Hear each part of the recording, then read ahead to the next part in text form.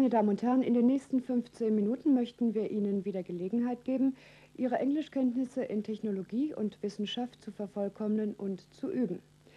In der heutigen Folge geht es um Begriffe aus der Meeresforschung, gewissermaßen um den sprachlichen Schlüssel zu den Geheimnissen des Meeres.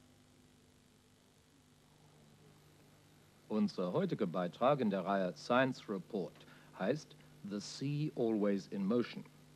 Die Ozeane machen 70% der Weltoberfläche aus und enthalten große Reserven von Mineralien und Nahrungsmitteln. Unser Film stellt ein Forschungsinstitut vor, das sich mit den Problemen und Möglichkeiten der Weltmeere beschäftigt. Die Wissenschaftler an der Scripps Institution of Oceanography suchen mit zunehmendem Erfolg nach den Schlüsseln zu den Geheimnissen der Ozeane. Vorerst aber möchten wir Ihnen einige Erläuterungen geben als Einführungshilfe und deshalb auf Englisch.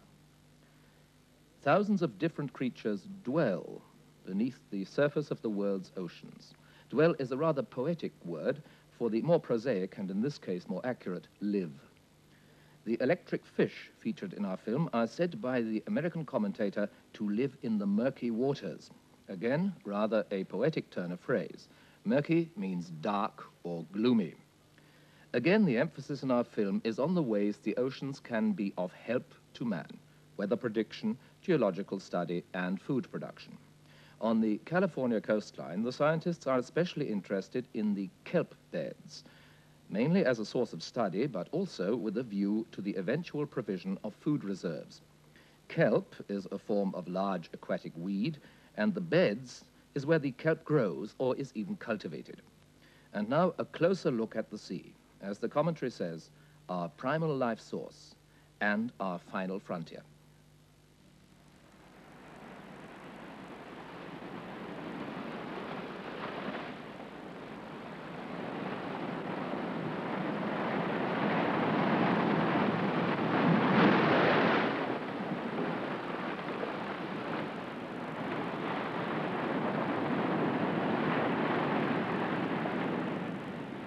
The sea, always in motion, always restless, ranging over 70% of the planet, destroying, replenishing.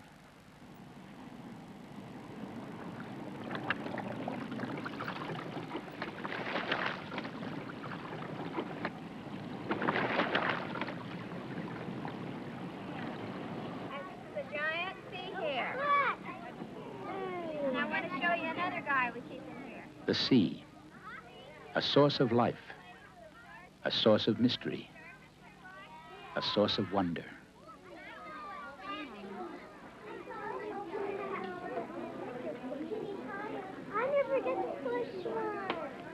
A child's sense of curiosity is a reflection of the fascination with which people have always regarded the sea. At the Scripps Institution of Oceanography in California, scientists from all over the world seek answers from the timeless motion of the ocean waves.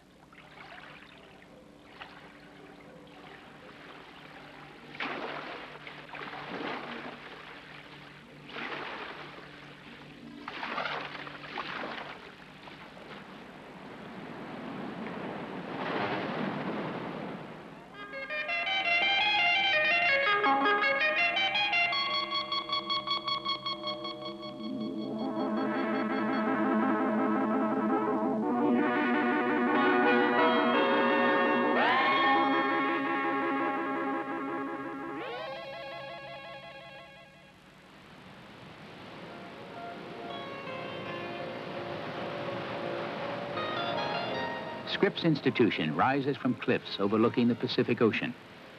The research center was established in 1903 through the philanthropy of Ellen B. Scripps and her half-brother, Edward W. Scripps, a famous newspaper publisher.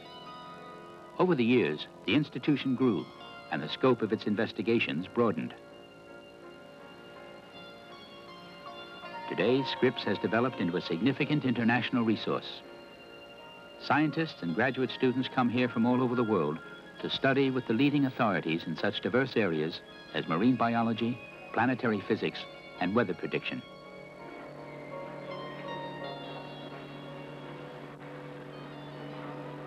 Scripps offers researchers the most advanced facilities such as this hydraulics laboratory, where wind and wave channels and mobile computers enable scientists to study ocean currents and wave patterns under controlled laboratory conditions.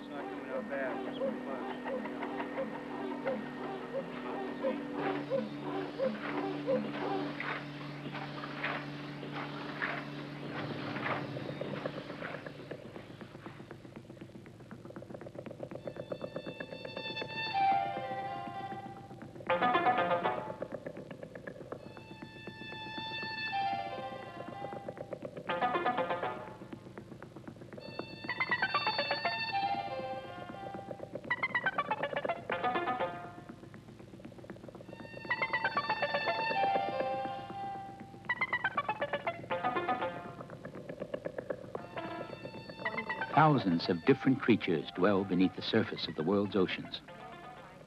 The marine vertebrate collection at Scripps has preserved over 3,000 fish species for study. Some of these specimens date back 75 years and include species which have long since become extinct. The collection serves as a biological lending library for scientists and teachers everywhere. Resources like these are essential to support the more than 200 research projects underway at Scripps. Although there are thousands of different species of ocean fish, there is only one true marine insect, Halobates, or skater. Dr. Lana Cheng of Singapore is the world's leading authority on this insect. By analyzing Halobates, she is able to prove that industrial pollution can drift thousands of kilometers from major cities before settling to Earth.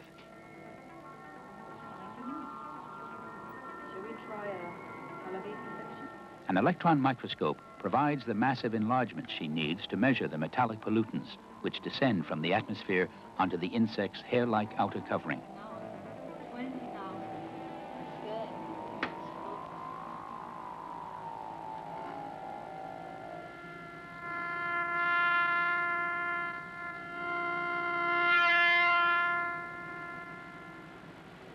Joanne Matsubara, a native of Los Angeles, has come to Scripps to study with Dr. Walter Heiligenberg, a neurobiologist from Berlin. Here she is able to study electric fish which are found in Africa and South America.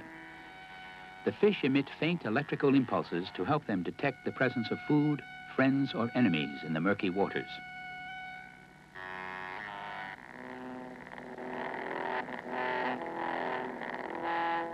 The impulses which Joanne is recording as audio signals help her learn more about how all animals, including man, process information about their environment.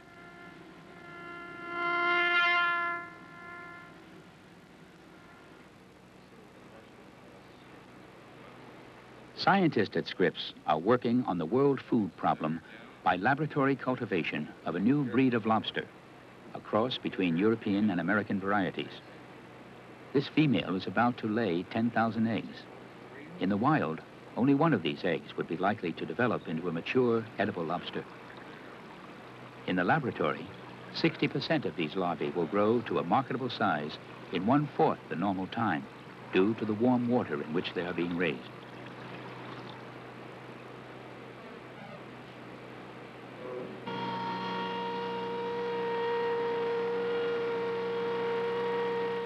With the world's largest ocean at their doorstep, Scripps scientists have the opportunity to make year-round observations of beach conditions. This remote-controlled underwater profiler, the only one of its kind in the world, measures the movement of sand after a storm. Observations here on a California beach help scientists control the erosion that plagues every coastline.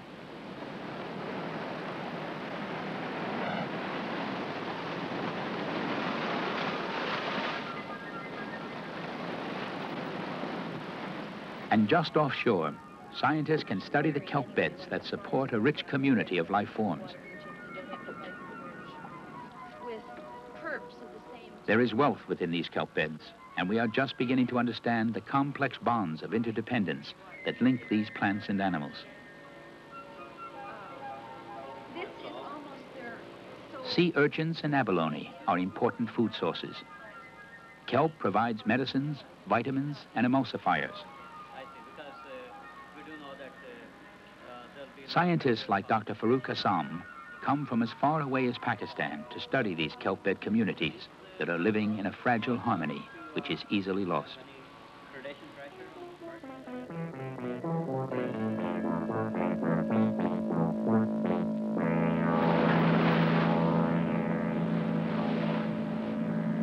Temperature and Scripps is a vital educational institution where students from many countries seek degrees in oceanographic science. The best laboratory for the study of the ocean is still the ocean itself, and it stretches outward from the campus for 10,000 kilometers. We only got to 120 meters actual depth. To fully study the ocean, Scripps maintains a fleet of 5 fully equipped research ships, which can go to sea for months, even years at a time. Washed out in here. Look at this. There's a big, where's the kitty now? Another couple more down where's here. he at? Where's the... Oh, wow, that kitty in there? Yeah, That look at that. Oh, my God, yeah. All right. Scripps also manages the International Deep Sea Drilling Project, working with an executive planning committee of scientists from 7 different countries. The committee sends a research ship on world-circling voyages to bring back core samples from the ocean's floor. The ship positions itself over a drill site by reading signals from underwater acoustical devices and maneuvering with thrusters controlled by a shipboard computer.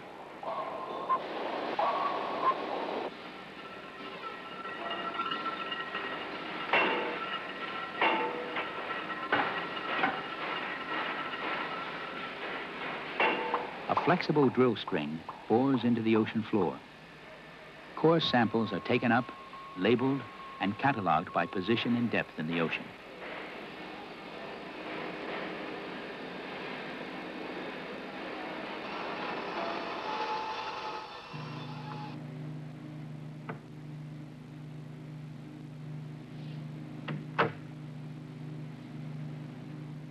These samples are stored at the core repository back at Scripps, where they are available for study by any valid scientific researcher.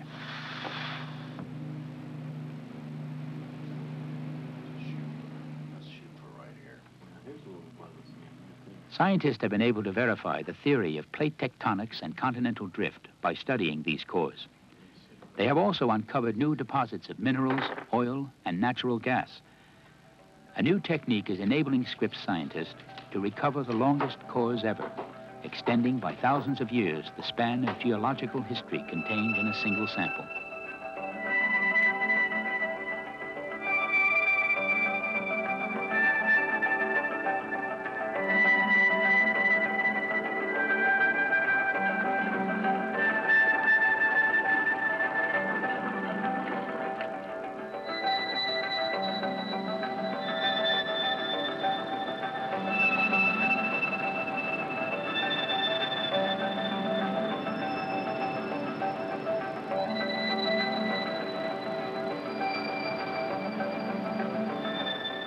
Major discoveries that could change world history usually begin with small explorations like these, as scientists examine the tiny life forms in a tide pool community. Oh, wow. That's beautiful. There are more than 200 research projects underway at Scripps. Each one is helping to accumulate the bits of knowledge that lead to a broader understanding of our planet's history. Oh, and you know what else? I found oh, it's smashed now. It was a piece of a claw of a good-sized one.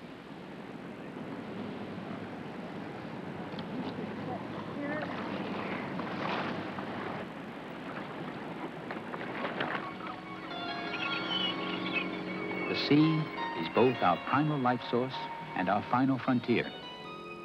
As we rapidly exhaust the resources of the continents, we are returning to the ocean for the food and natural resources we need for survival.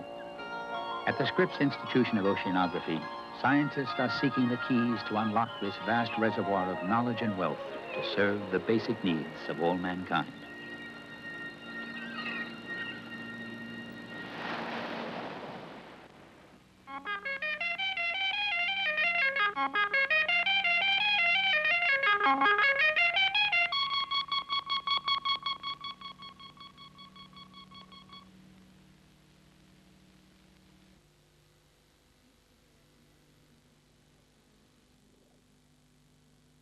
Liebe Zuschauer, zum Abschluss unseres S3-Programms noch einmal letzte Nachrichten vom Tage. Der Nervenkrieg um Nicaragua hält unvermindert an. Das mittelamerikanische Land setzte auch heute die Mobilmachung seiner Streitkräfte fort. Auf US-Seite erklärten sowohl das Pentagon als auch das State Department, die Maßnahmen der sandinistischen Regierung gingen über alles hinaus, was für Verteidigungszwecke zu rechtfertigen sei. Drohungen der Sandinisten gegen Honduras oder El Salvador würden die USA sehr ernst nehmen. Sollten diese Länder angegriffen werden, so würde Washington jegliche Hilfe leisten. Zuvor hatte US-Außenminister Schulz versichert, die Furcht Nicaraguas vor einer militärischen Intervention der USA entbehre jeglicher Grundlage. 5 Angehörige der rumänischen Botschaft in Bonn haben heute die Bundesrepublik verlassen. Dies bestätigte Regierungssprecher Böhnisch. Die Bundesregierung hatte in der vergangenen Woche die rumänischen Diplomaten offiziell zur Ausreise aufgefordert. Nach Zeitungsberichten wird den Diplomaten unter anderem vorgeworfen, einen Sprengstoffanschlag auf den amerikanischen Sender Radio Freies Europa in München und einen Raubüberfall auf eine rumänische Immigrantin geplant zu haben. Schwere Vorwürfe wurden gegen die sowjetischen Besatzungstruppen in Afghanistan erhoben. Danach sollen die Sowjets 450 muslimische Freiheitskämpfer standrechtlich erschossen haben, nachdem diese nach einem Gefecht die Waffen strecken mussten. Die Informationen stammen von westlichen Diplomaten in Neu-Delhi. Das Massaker soll vor rund 4 Wochen stattgefunden haben.